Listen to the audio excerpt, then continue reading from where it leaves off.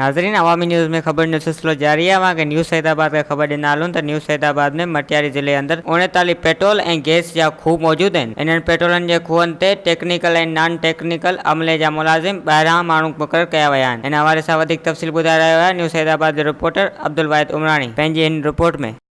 मटियारी ज़िले अंदर 39 पेट्रोल और गैस जा खूह आहिनि। उन्हनि पेट्रोलन जे खूहन ते टेक्निकल और नॉन टेक्निकल अमले जा मुलाज़िम ॿाहिरियां माण्हू मुक़रर कया विया आहिनि।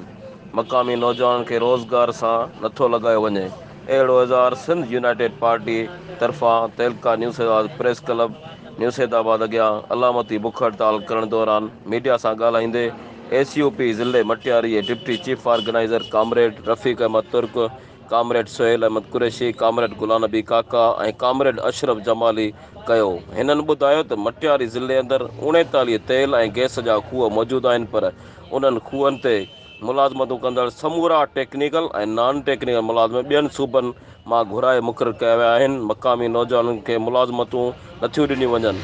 हिननि डिप्टी कमिश्नर मटियारी ते इल्ज़ाम हया त तेल ऐं गैस जे रॉयल्टीअ जे 99 करोड़नि जे रक़म काफ़ी वक़्त खां बैंक अकाउंटनि में रखियो वेठो आहे। उन रक़म खे न्यू सईदाबाद, हाला ऐं मटियारी तहलकनि जे शहरनि ऐं ॻोठनि जे तरक़ीअ लाइ ख़र्च नथो करे।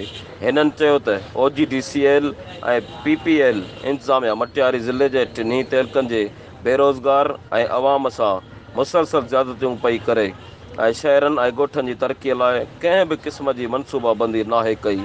हिननि चयो त DCL ऐं PPL इंतज़ामिया समेत डिप्टी कमिश्नर मटियारी मुतालबा तस्लीम न कया त न्यू सईदाबाद खां मटियारी ताईं लॉन्ग मार्च कयो वेंदो। आख़िर में सुप्रीम कोर्ट ऑफ पाकिस्तान में आइनी पटीशन दाख़िल कई वेंदी। अब्दुल वाहिद उमरानी, अवामी न्यूज़, न्यू सईदाबाद।